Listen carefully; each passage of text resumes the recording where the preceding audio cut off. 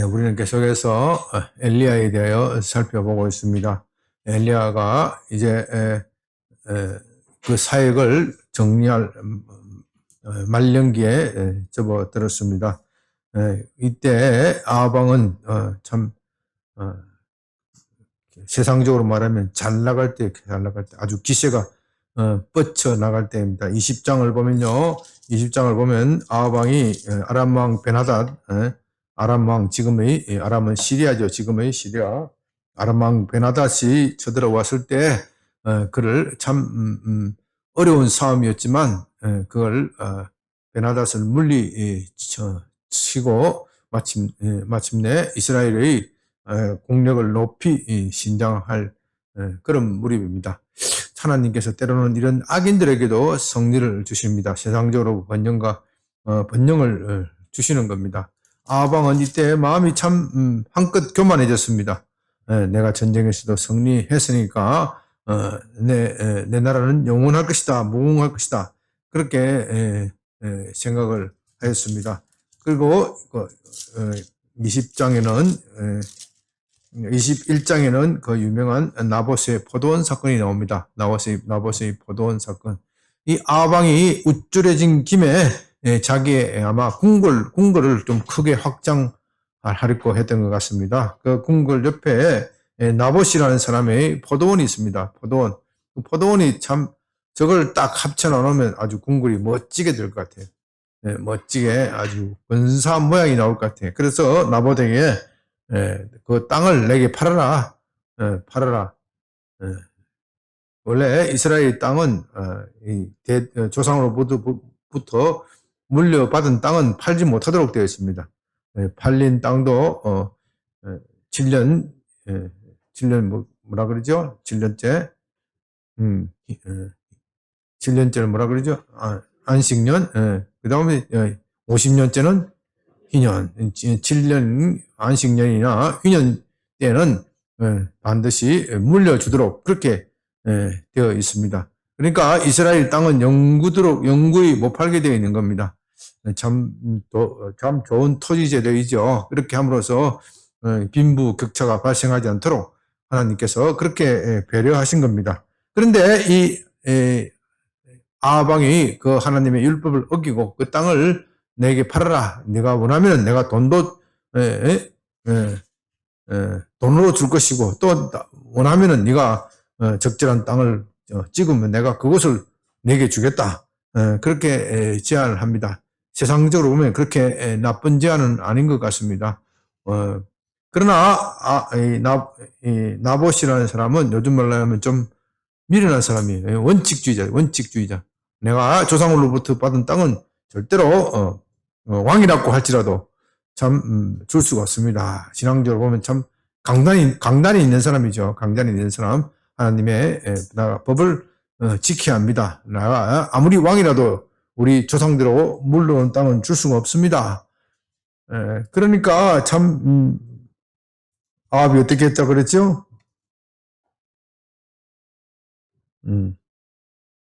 4절에 보면 어떻게 해요? 아합이 근심하고 답답하여 참 근심하고 참 답답한 왕입니다.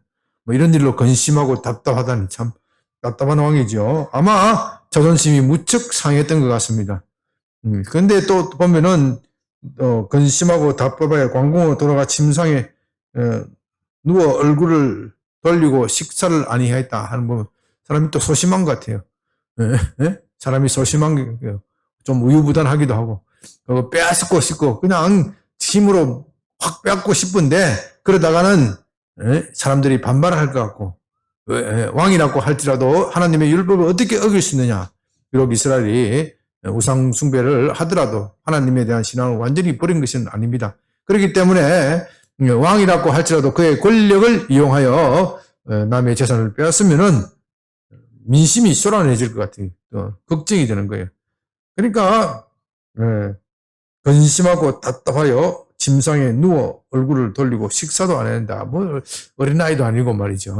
뭐 안 해주면 칭얼거리는 어린아이와 같은 그런 좀 유치한 모습을 보입니다. 왕다운 모습이 아니지요.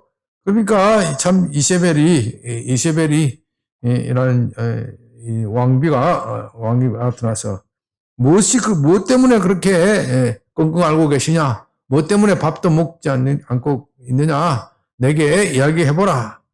참, 어떻게 보면은, 이건 참, 다른 신하들하고 상의하기도 좀 그렇죠, 사실은. 뭐, 왕이 포도원을 안 준다고 해서 삐지가 있고, 이건 참, 왕같지 않는 모습인데, 그걸 아마 이세벨은 간파를 한 것 같습니다. 이게 이세벨이 참, 어떻게 보면은, 세상적으로 보면 여거리기도 하고, 배짱도 좋고, 그러나 하나님 보시기에는 사악한 여인이에요, 사악한 여인. 왕이 그에게 이르기를 내가 이스라엘 사람 나봇에게 말하여 이르기를 내 포도원을 내게 주어 돈으로 바꾸구나. 만일 내가 좋아하면 내가 그 대신에 포도원을 내게 주리라 한즉 그가 대답하기를 내가 내 포도원을 내게 주지 아니하겠느라 팔지 않겠다. 그렇게 했기 때문에 참 어떻게 보면은 자존심도 상하고 그렇다고 해서 내가 하나님의 법을 쉽게 어겨가면서 그 땅을 차지하기도 그렇다. 그러면 백성들의 민심이 내게서 등을 돌릴 것이다. 그러니 내가 어떻게 근심하지 않을 수 있겠느냐. 왕의 체면이 말이 아니다. 내가 말로는 어떻게 해. 내가 저 땅이 탐이 나서 그런 게 아니고 왕의 체면이 말이 아니다. 뭐 이렇게 이야기를 하는 것이요. 그러니까 이세벨이 깨를 냅니다. 왕이여 그런 일은 걱정하지 말고 내게 맡겨 주소서. 그러면 내가 한 깨를 내어서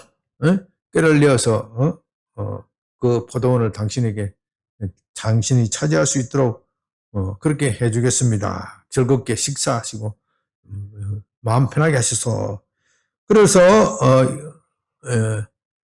이세벨이 어떤 깨를 내고 있습니까? 8절에 왕의 이름으로 편지들을 씁니다. 편지를 써서 나봇이 사는 그 성읍의 장로와 귀족들에게 편지를 써서 보내었습니다.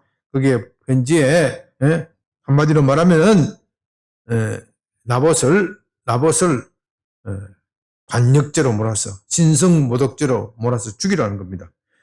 백성들 앞에 금식을 선포하고 그리고 거짓 증인들을 세워서 나봇이 하나님을 저주하고 왕을 저주하였다. 쉽게 말해서 하나님을 모욕하고 왕에게 반역을 꾀하였다. 반역죄, 신성모독죄로 쳐 죽이라는 겁니다. 두 가지 죄 중 하나만 범해도 죽게 되어 있는데 그 두 가지 다 범했으니 이건 살아남을 수가 없는 겁니다. 그 성읍 장로라는 사람들도 또 귀족들이라는 사람들도 참 한심한 사람들이죠. 참 권력이 그렇게 무서운 겁니다. 권력이 그렇게 무서웠기 때문에 왕이 그렇게 몰래 밀명을 내리자 그 성읍과 그 장로들이 권력이 무서워서 또 왕의 명령에 따르지 않으면 자기의 지위가 날아갈까 싶어 두려워하여 그대로 이행을 합니다. 금식을 선포하고 나봇을 백성 가운데 세워둡니다. 그래서 아주 불량자 13절에 거짓 증인 두 사람을 데리고 와서 그 사람들 앞에 백성들 앞에 증언하고요. 나봇이 하나님과 왕을 저주하였다. 그렇게 백성들을 선동하였습니다. 그러니까 백성들이 어떻게 이렇게 악한 일이 있을 수 있는가. 나봇은 점잖하고 착한 사람인 줄 알았는데 알고 보니 그는 우상 숭배자고 하나님을 모욕하는 사람이고 우리 왕에게 우리 아방 훌륭한 왕 아람 왕을 쳐들어왔을 때 우리나라를 지켜준 참 훌륭한 왕을 어떻게 저주할 수 있는가? 어떻게 이런 왕에게 모방할 수 있는가? 그렇게 해서 그를 끌고 나가서 돌로 쳐 죽였습니다. 그래서 이세벨에게 통보하였습니다. 당신이 명령한 대로 다 행하였습니다. 그러자 이세벨이 주인이 다 몰살당한 이 포도원을 아합에게 줍니다. 아합은 그 말을 듣고 너무 기뻐서 그 땅을 차지하러 갔습니다. 바로 그 순간에 엘리야에게 하나님의 말씀이 임했습니다. 17절 너는 일어나 내려가서 사마리아에 있는 아합 왕을 만나라. 그가 나봇의 포도원을 차지하러 그리로 내려갔다. 너는 그에게 말하여 이르기를 여호와의 말씀에 내가 죽이고 빼앗았느냐. 죽이고 빼앗는 건 무슨 짓이죠? 요즘 형법상으로 말하면 무슨 죄죠? 살인 강도지. 살인 강도지. 강도 살인. 살인 강도인지 강도 살인인지 그게 그긴데요. 살인 강도, 강도 살인, 강도 살인하고 강도짓 하면 살인 강도가 되고 강도짓 하다가 사람이 죽으면 강도 살인이 되고 그런 겁니다. 이게 왕이 어떻게 강도 살인을 할 수 있느냐? 그것도 거짓 정의를 씌워서 그렇게 할 수 있느냐? 당신은 그것을 몰래 했고 백성들을 몰래 했고 아무도 그것을 모른다고 하였지만 그것은 누구에게 걸렸어요? 하나님 앞에 딱 걸렸다. 하나님 앞에 딱 걸렸다. 당신은 온 세상이 속일 수 있다고 생각하지만 하나님을 속일 수 없다. 여호와의 말씀이 개들이 나봇의 피를 핥은 곳에서 개들이 내 피, 곧 내 몸의 피도 핥으리라 하였다 하라. 그러니까 참 무시무시한 말씀이죠. 사실 아무리 선지자라고 해도 어떻게 왕의 앞에서 그렇게 얘기할 수 있겠습니까? 여러분이 엘리야라면 쉽게 그런 말 할 수 있겠습니까? 네? 당신의 피를 누가 핥는다고요? 개들이 얼마나 모욕적인 말입니까? 이건 무슨 말이에요? 제명에 못 죽는다 이 말이에요. 제명이는 당신은 제명에 못 죽는다. 천벌이 내리겠다. 천벌이 천벌이 천벌을 당할 짓을 했고 천벌이 당신 앞에 임할 것이다. 참 엘리야는 하나님의 말씀이 떨어지자마자 적치러 갑니다. 아합이 엘리야를 보니까 뭐라 그럽니까? 20절 내 대적자여 내가 나를 찾았느냐. 이거 뭐예요? 그래서 아합이 엘리야를 보니까 뭐예요? 가슴이 탁 내려앉은 거예요. 또 엘리야한테 걸렸다. 이게 엘리야에게 또 걸렸다. 이게 이거 엘리야 좀 안 만나야 되는데 이 나쁜 짓 할 때는 안 만나야 되는데 덜큰 걸렸다는 거죠. 엘리야가 틀림없이 왔으니까 내 죄를 지적하러 왔다. 양심은 아직 어떻게 해요? 완전히 죽지는 않았는데, 완전히 죽지는 않았으니까 양심이 그렇게 그에게 호소를 하니까 엘리야를 보고 덜 큰 겁을 먹는 겁니다. 그렇지 않다면은 그런 엘리야를 보자마자 죽일 수도 있었어요. 그러나 그렇지 않은 것은 그에게는 아직도 양심이 살아있다는 증거입니다. 엘리야가 아합 왕에게 직선적으로 지적합니다. 내가 당신을 찾았다. 내가 내 자신이 팔아 여호와 보시기에 악을 행하였다. 하나님의 말씀이 내가 재앙을 내게 내려 너를 썰어버리되 너희 집안을 아주 썰어버리겠다. 내게 속한 남자는 이스라엘 가운데 매인자나 노인자나 다 멸할 것이요. 내 가문을 시도 없이 말려버리겠다. 그냥 직선적으로 이야기합니다. 또 내 집이 느바스의 아들 여로보암의 집처럼 되게 하고 아이야의 아들 바사의 집처럼 되게 하리라. 이 사람들도 다 우상 숭배하다가 그렇게 멸문당한 그런 왕들입니다. 너는 이스라엘 왕들 가운데 그런 선례가 있는데 그것을 알지 못하느냐. 이 모든 것은 이스라엘이 범죄하기 때문이다. 너도 왜 그 사람들이 죄악을 따라가느냐. 이세벨에 대해서도 말합니다. 여호와께서 말씀하시기를 개들이 이스라엘이 성읍 곁에서 이세벨을 먹을지라. 나봇의 피를 흘린 그곳에서 이세벨도 죽게 되고 비참한 죽음을 당할 것이다. 죽게 될 때 제명에 못 죽고 비명 행사하고 장사도 제대로 못 치르게 될 것이다. 정말 무시무시한 말이죠. 아합에게 속한 자로서 성읍에서 죽은 자는 개들이 먹고 들에서 죽은 자는 공중의 새가 먹으리라.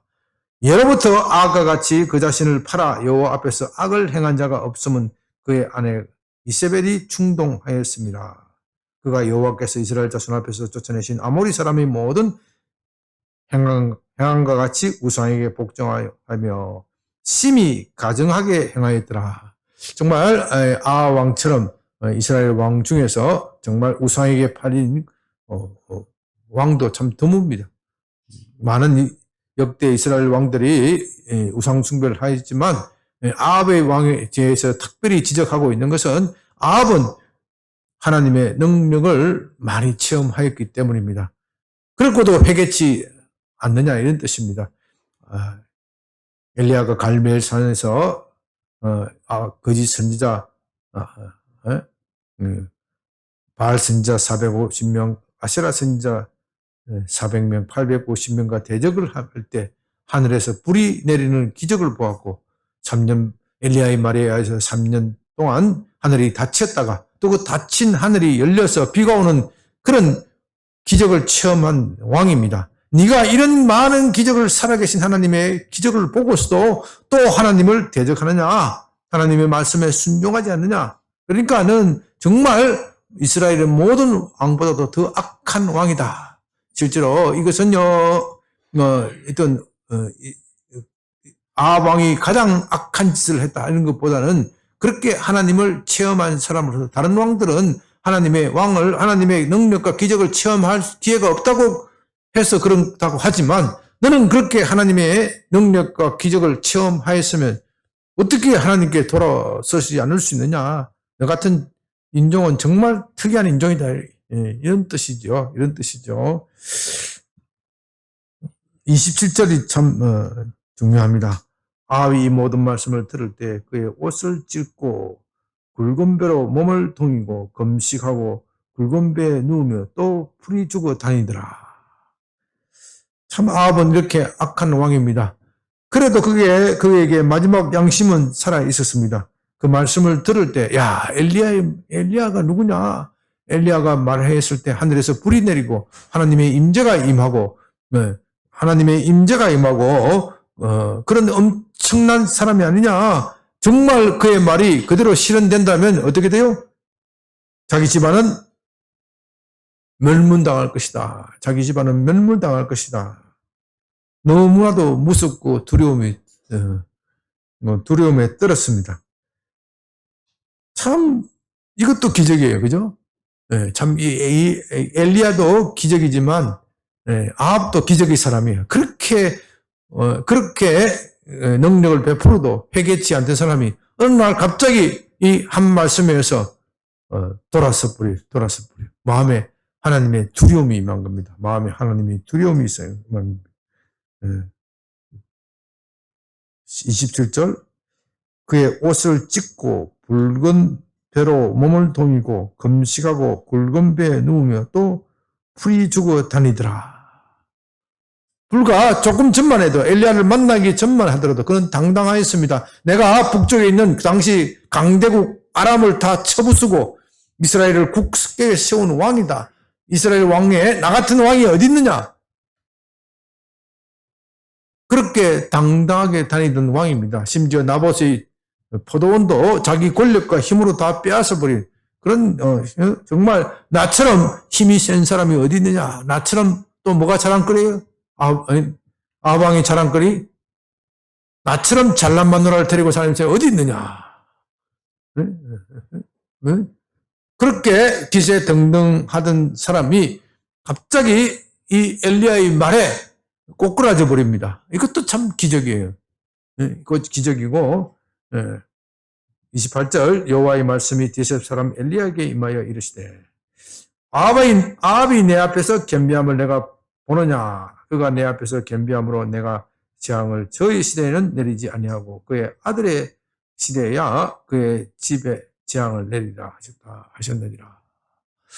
참 이게 기적이에요. 기적 중에 참 기적이에요.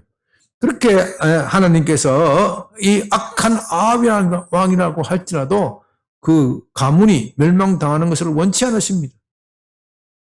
원치 않으십니다. 그래서 그에게 경고하고 또 경고하는 겁니다. 그리고 그가 회개하였을 때 그 재앙을 돌이키시는 겁니다.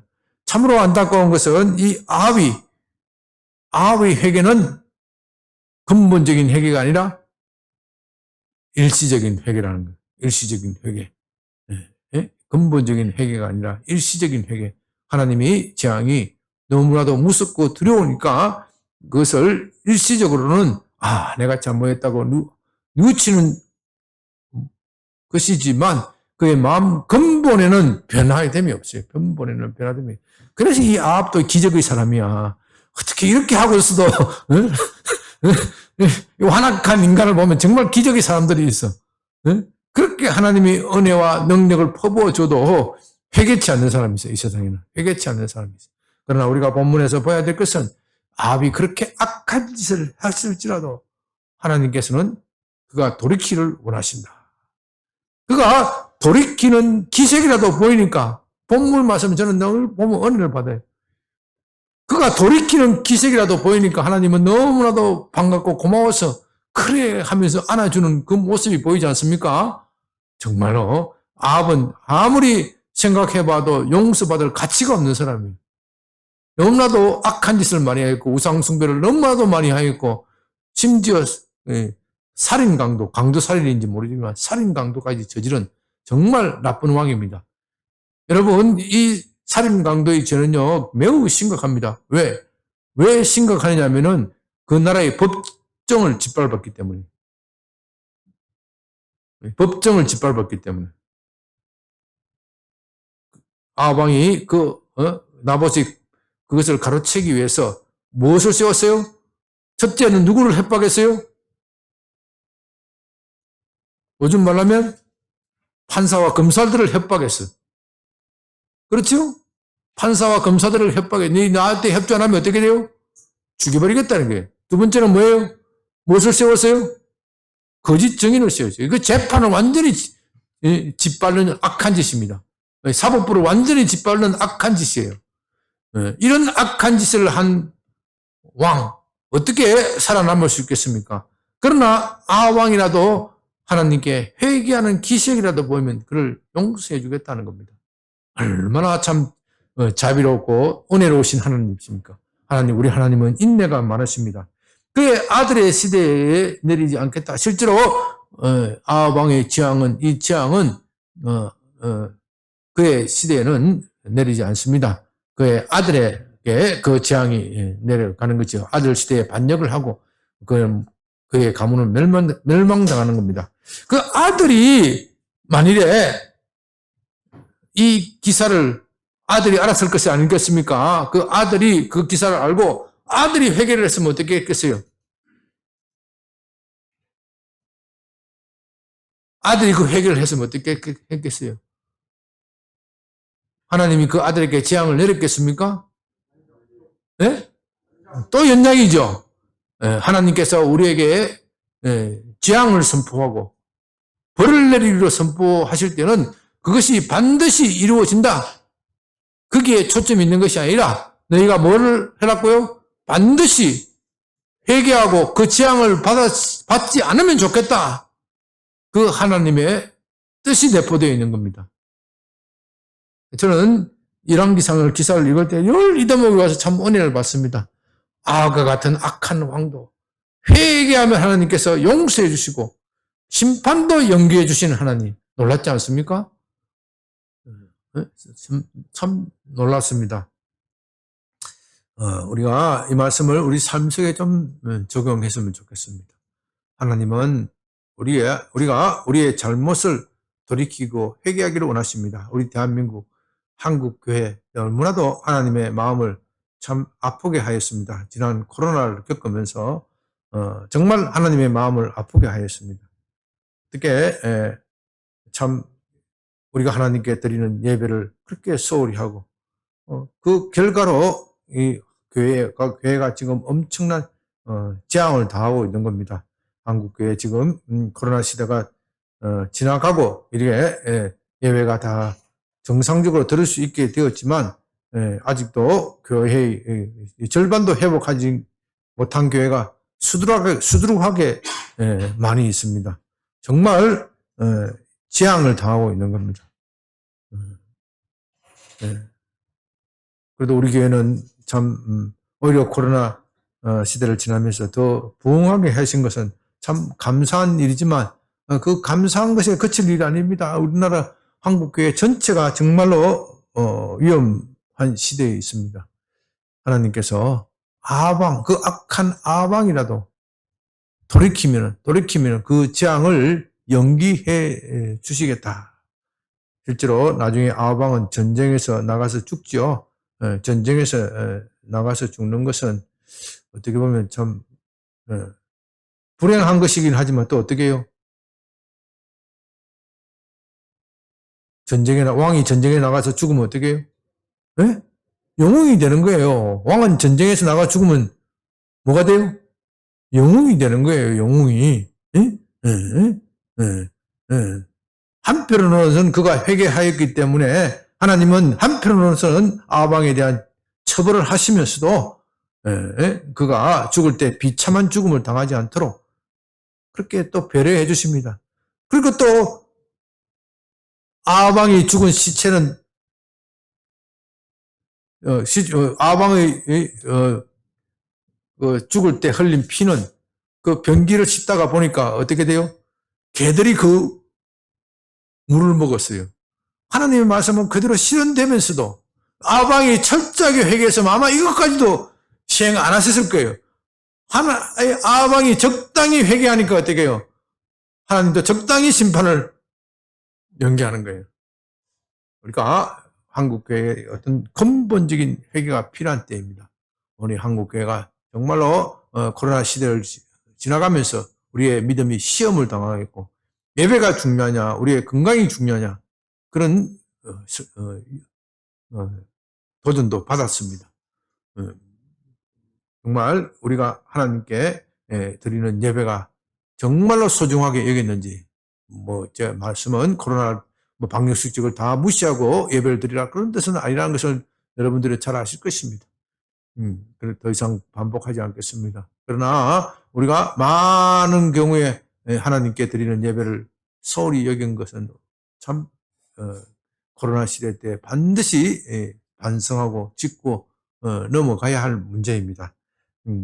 우리 하나님이 우리 한국교회가 다시 부흥하고 발전하는 길은 회개하는 길밖에 없습니다. 지난 주간에 우리가 부흥회도 하였는데 부흥회에서 은혜도 많이 임하고 또 병자도 고침도 받고 또 우리 교회를 통하여 치료의 사역이 많이 나타나 있는 것에 대해서는 하나님께 정말 감사드립니다. 그러나 우리가 궁극적으로는 오늘은 우리 한국 교회가 회개하고 본문의 말씀을 보면서 또 여러분의 가정을 보면서 회개할 죄가 뭐가 있는지 회개할 죄가 뭐가 있는지 생각하면서 하나님 한국교회를 용서하여 주시옵소서 우리 가정의 죄를 용서하여 주시옵소서 오늘 주족절을 맞이하여 여러 가족들이 만났는데 아직도 믿지 않는 가족들이 너무 많습니다. 가슴이 아픕니다. 주님 저들이 다 회개하고 주님께 돌아오게 하여 주시옵소서 다 같이 주여 한번 크게 부르고 기도합니다.